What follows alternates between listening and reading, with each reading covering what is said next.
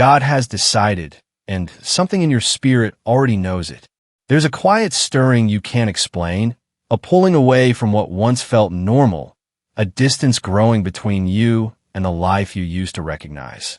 It's not confusion. It's not loss.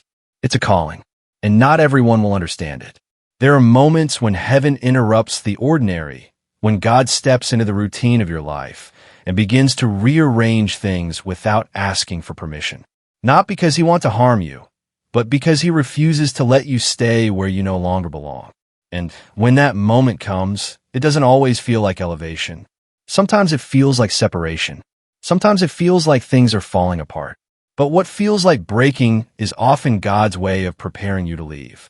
You've been trying to hold on to people, places, and patterns that no longer carry grace for your journey. You've been asking God to fix what he has already decided to remove. And the harder you try to hold it together, the heavier it feels. That weight you're carrying is not meant to be carried into your next season. God has already spoken over your life. You're leaving soon. Not everyone will understand why you can't stay the same. They will call it distance. They will call it pride. They will say you've changed. And they're right. You have. Because when God calls you forward, you cannot remain who you used to be. Growth always looks like loss to those who are not growing with you. There's a loneliness that comes with divine transition. It's the space between where you were and where you're going. It's the silence where old voices fade and new direction hasn't fully spoken yet. And in that silence, many turn back. Many choose comfort over calling. But there is something inside you that refuses to settle. That restlessness is not anxiety. It's divine disruption. God is not asking you to understand everything. He is asking you to trust him. Because the truth is, if he showed you the full picture, it would overwhelm you. If he explained every detail, it wouldn't require faith. So instead, he leads you step by step, removing what you think you need to prove that he is all you've ever needed. You are not being abandoned. You are being repositioned.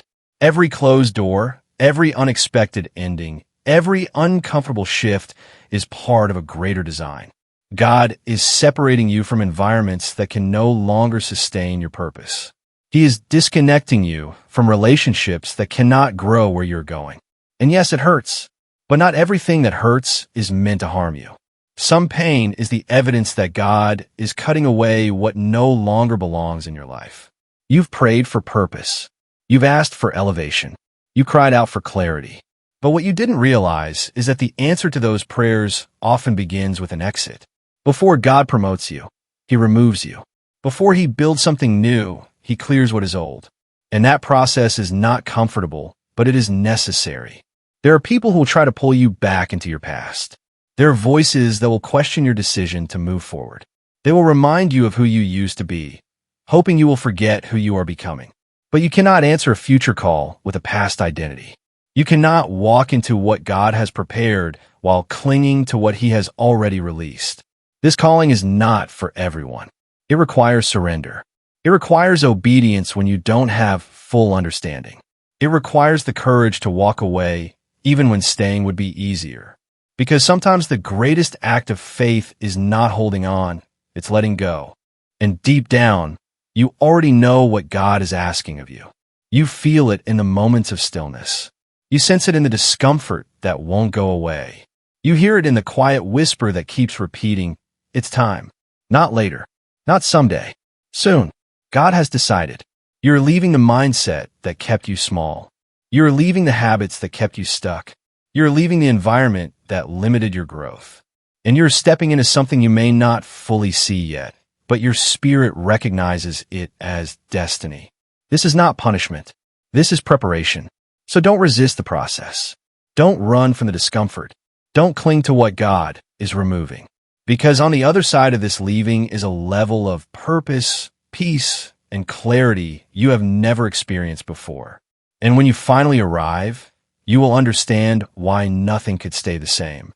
You will understand why God had to separate you. You will understand why you had to leave. There comes a moment in your life when everything familiar begins to feel unfamiliar, when the places that once brought comfort start to feel heavy, and the people you once felt aligned with no longer understand your silence. You try to explain it, but words fail you, because what is happening is deeper than emotion. It is spiritual. God has begun a process that doesn't ask for your approval, a divine interruption that rearranges your environment from the inside out. It doesn't announce itself loudly. It doesn't seek validation. It simply begins quietly shifting your desires, redirecting your focus, and unsettling anything that is not meant to follow you into your next season. You may find yourself questioning why things no longer work the way they used to, why conversations feel forced, why your passion for certain things has faded without warning. This is not confusion. This is not failure. This is not you losing yourself. This is God separating you from what can no longer sustain the person you are becoming. What once fed you now drains you. What once excited you now exhausts you. And what once felt right now feels completely out of place. That discomfort is not accidental. It is intentional, because God will often disturb your peace in places where you no longer belong. The disruption doesn't always come with clarity. In fact, most of the time it comes with questions. You begin to wonder if you're doing something wrong, if you are overthinking, if you are pulling away too much. But deep within, there's a knowing you cannot silence, a quiet conviction that something greater is unfolding even if you cannot fully see it yet. God is not removing things to leave you empty. He is removing them to create space. Space for growth, space for alignment, space for purpose that cannot coexist with your past environment. It is in this phase that many people become uncomfortable with you, not because you have done something wrong, but because your shift exposes their stagnation. They were used to a version of you that fit into their expectations, one that stayed within certain boundaries, one that did not challenge change. But now you are evolving, and evolution always disrupts familiarity. You're no longer willing to settle into patterns that limit you, and that alone creates distance. Not because you are better, but because you're being called higher. This is where the tension builds, because part of you wants to hold on. There are memories, attachments, and emotional investments that make it difficult to release what God is clearly moving you away from. You try to maintain connections, to preserve what once was, to hold everything together. But the more you try, the more strained it becomes. Because when God is the one initiating separation, no amount of effort can recreate what he has already outgrown in your life. The disruption is not meant to destroy you. It is meant to redefine you. It is God's way of breaking your dependence on what is temporary, so you can anchor yourself in what is eternal. It is the moment where comfort is replaced with calling, where stability is exchanged for purpose, where certainty gives way to faith. And even though it feels like things are falling apart, there's an unseen order being established, a divine alignment taking place beyond your understanding. Letting go is one of the most difficult assignments God will ever give you, because it requires you to release what your heart has learned to hold on to.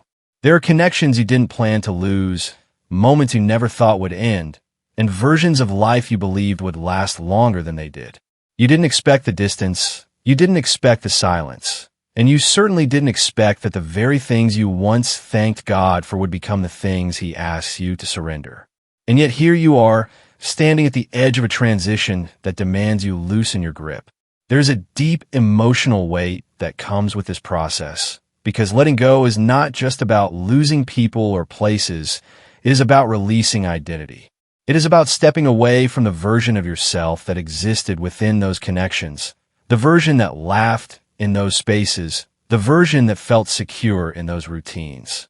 When God calls you out, he is not only separating you from what surrounds you, he is reshaping who you are within. And that internal shift can feel like a quiet breaking, like something familiar is slipping through your hands no matter how tightly you try to hold it. You may find yourself revisiting memories, replaying conversations, wondering if there was something you could have done differently to keep things the same. There's a temptation to negotiate with the past, to convince yourself that maybe you can carry certain pieces forward without consequence. But deep down, you sense the truth. What God is asking you to release cannot go with you. Not because it was bad, not because it had no value, but because its season in your life has reached completion. and holding on to what has expired will only delay what is trying to begin. This kind of surrender is rarely understood by others. People will question your decisions. They will ask why you're pulling away, why you're no longer as available, why you seem different. They may interpret your obedience as rejection, your growth as distance, your silence as indifference. But what they do not see is the internal battle, the quiet wrestling between what feels comfortable and what is calling you forward. They do not feel the conviction that sits in your spirit, reminding you that staying would be easier, but leaving is necessary. There's also a loneliness that comes with letting go, a space where familiar voices grow quiet, and the presence you relied on is no longer there in the same way. It can feel empty at first, like something important has been taken from you. But that emptiness is not meant to remain vacant. It is a sacred space being prepared for something new, something aligned with where God is taking you. What feels like loss is often the clearing required for a greater filling, but in the moment, it still carries the ache of absence. You may cry over what you are releasing, and that does not make you weak. It means you were invested. It means you cared. It means what you had was real. God does not dismiss your emotions. He sees every tear, every hesitation, every moment where your heart resists what your spirit knows is right.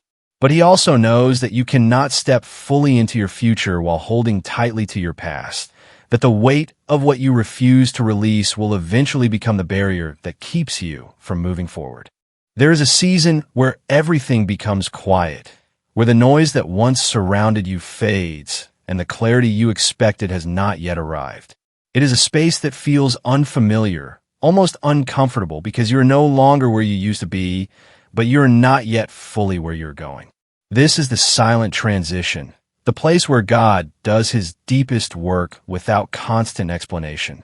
It is not filled with loud confirmations or visible breakthroughs, but with stillness that forces you to confront your faith on a deeper level. In this silence, your usual sources of reassurance begin to disappear.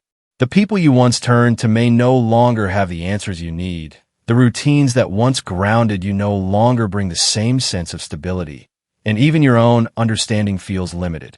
You may find yourself asking God for direction, for signs, for something tangible to hold on to, but what you receive instead is quiet. Not because he is absent, but because he is teaching you to trust him beyond what you can see or feel. This kind of trust cannot be built in noise. It is formed in stillness where faith must stand on its own. There's a tension that grows in this phase, a pull between wanting to move forward and not knowing exactly how. You may feel ready for change, ready for something new, but without clear instructions, every step feels uncertain. This is where many become restless, where impatience begins to whisper that perhaps nothing is happening, that maybe you've been left in this in-between place without purpose.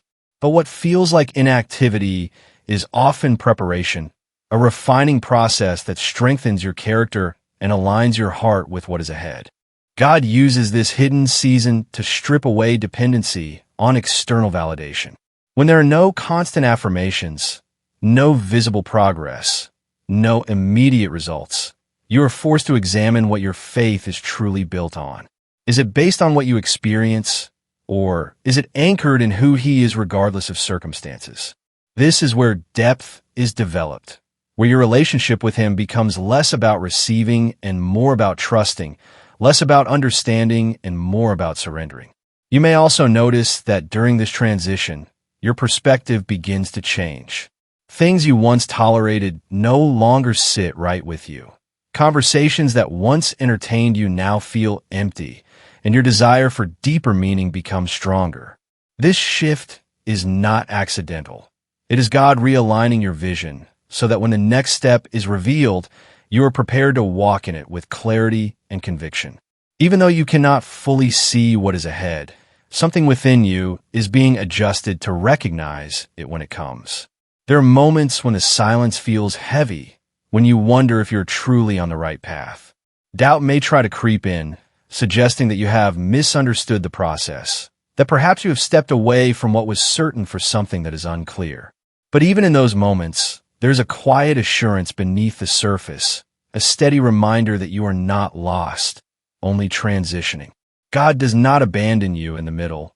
He walks with you through it, even when his presence is not loud, even when his direction is not obvious, even when all you have is the choice to trust without seeing. There comes a point where the waiting can no longer continue, where the internal stirring becomes too strong to ignore and the hesitation that once held you back begins to lose its power. After the disruption, after the letting go, after the silence, there's a call that rises within you, clear and undeniable, urging you to move. It does not always come with perfect conditions or complete understanding, but it carries a certainty that demands a response.